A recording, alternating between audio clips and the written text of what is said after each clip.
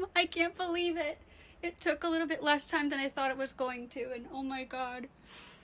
I am just so happy.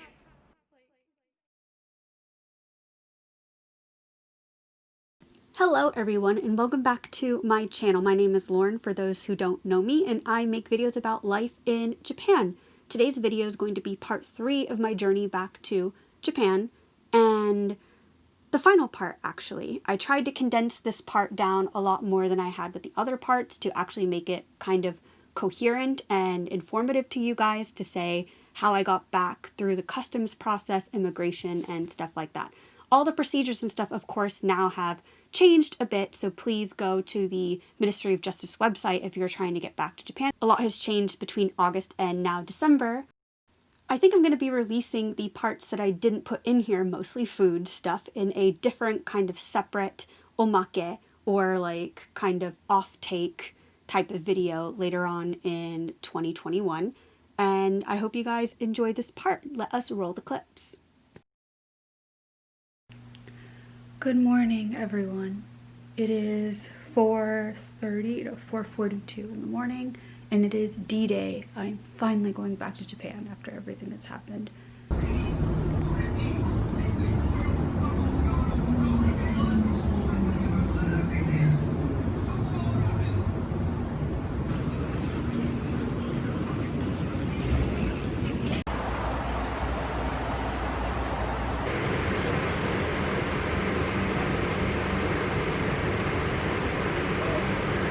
Once the row in front of you are 6 feet away, you may retrieve your items and claim. Good morning from Tokyo! So today is the second day of quarantine for me, and I got into Tokyo last night. I am staying at the Royal Park Haneda airport. It is just after 6 a.m. I've been up from jet lag, like in and out of sleep, since about like 3 this morning. Today I am staying in this hotel room for the day.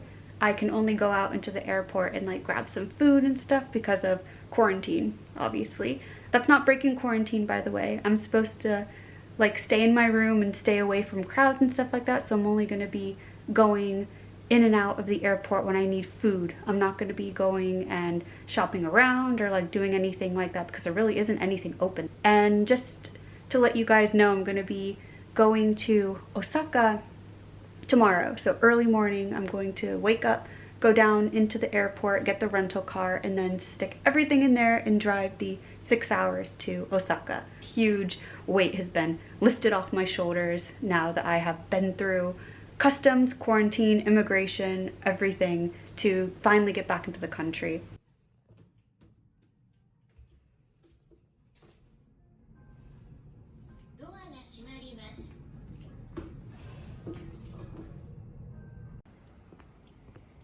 Wow, it's still empty.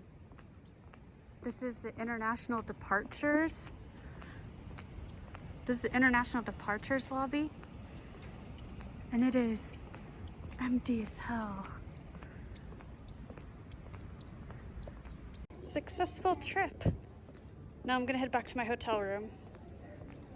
Been wearing my mask the whole time too, so don't worry about it. I'm properly wearing my mask, keeping social distancing, and now heading back to the hotel room.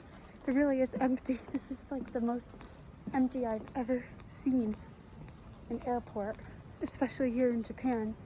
It's so surreal to see everything here in the international section to be shut. Wow.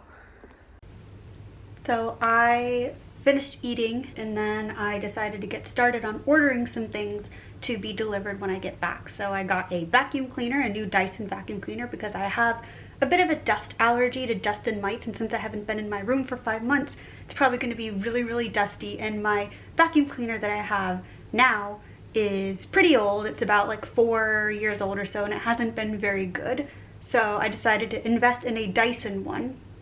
And I also went and ordered some groceries from there to be delivered on Wednesday, because they only had Wednesday as an option, the 19th. It was kind of expensive, so I probably spent at least a couple $100s today between, no, probably at least like $400, maybe like yoman goman, between getting the vacuum cleaner and groceries. The groceries were really expensive because we don't have anything in our refrigerator. We cleared everything out before we went to South Africa, my roommate and I.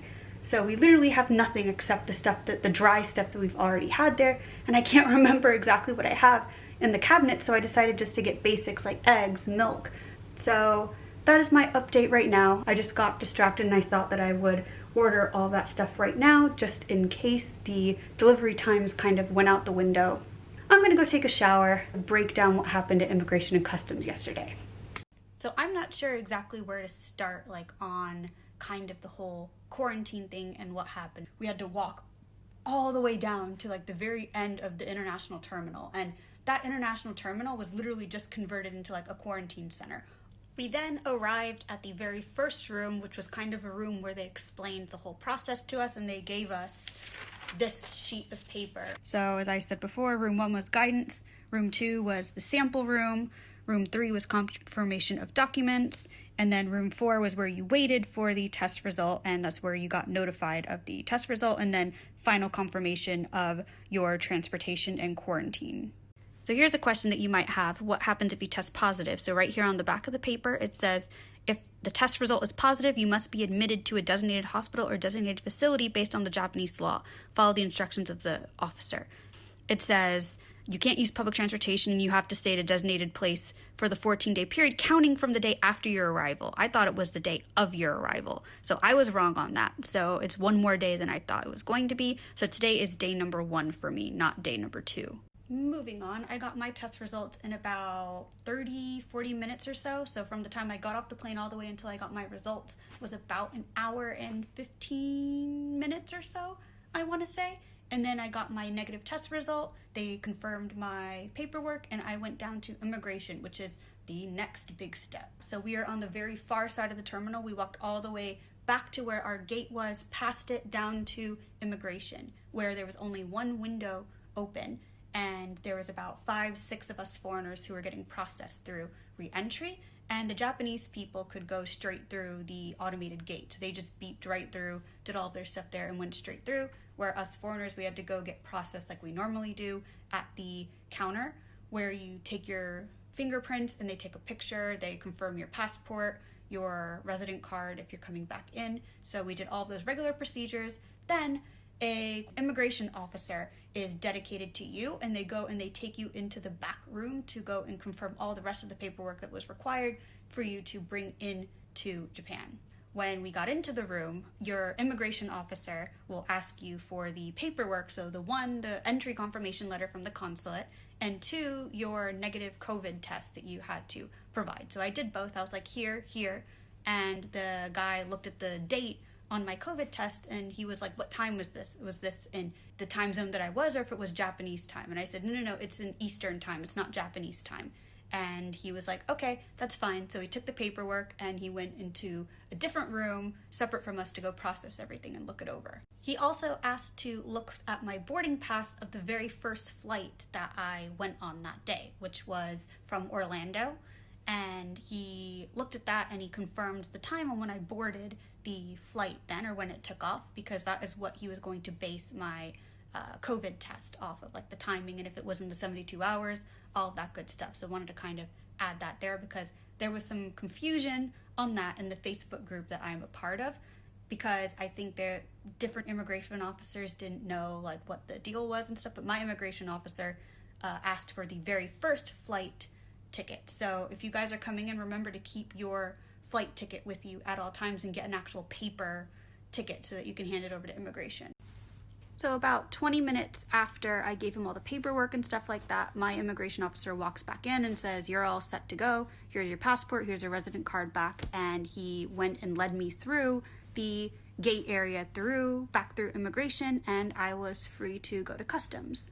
So this next part during customs was the easiest part of the entire process, because I went to get my bags, and because we took so long through quarantine, immigration, all that stuff, our bags were already out on carts and organized like for us. So my 2 bags were already sitting on a cart waiting for me, and the airline staff, or the ground staff, was so nice. They directed me to where everything was, and I picked up my wheelie bag that I had with me, my carry-on one, stuck it on top, took all my paperwork, like my customs form, my passport, and resident card, went through customs. He looked over my form for a second. He was like, cool, you're good to go, bye. And I came out of customs and I was free and back into Japan.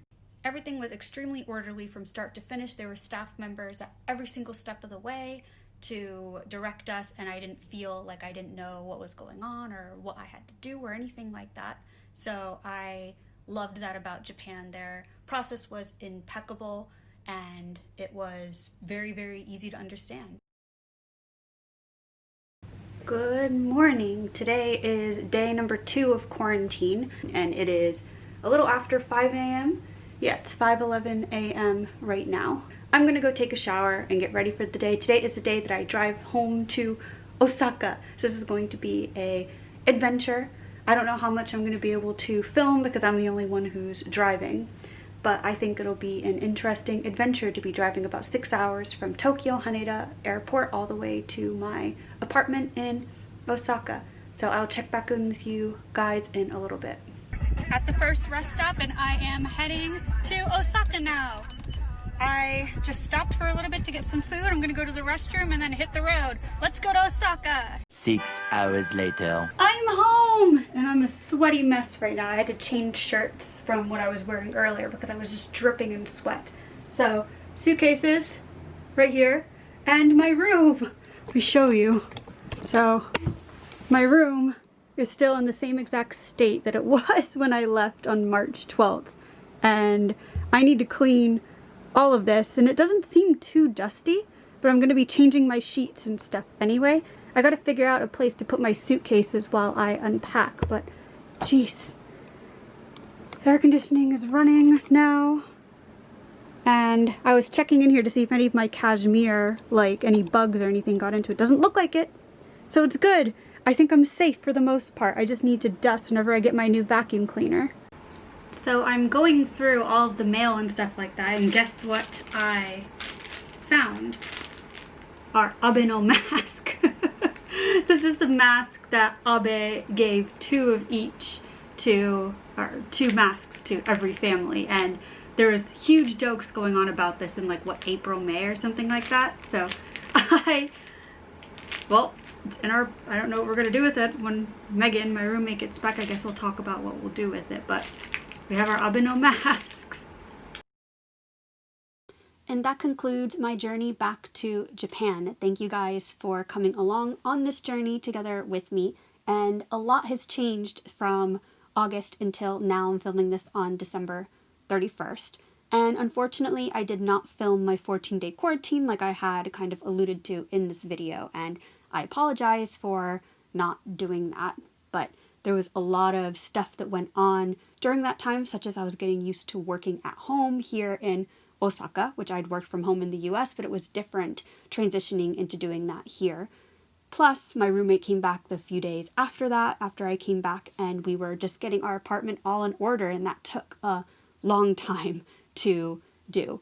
And as I said before, a lot has changed between August and now in December, so please check the Ministry of Justice website in order to get the most recent information on how to get back into Japan if you are a resident, because a bunch has changed, and I'm not sure when this video is going to be coming up. It might come up tonight on December 31st, so if that's the case, Happy New Year's Eve to everyone. And if you guys are watching this in the new year, I hope you guys will have a happy 2021 and join me on my YouTube journey in 2021 as well.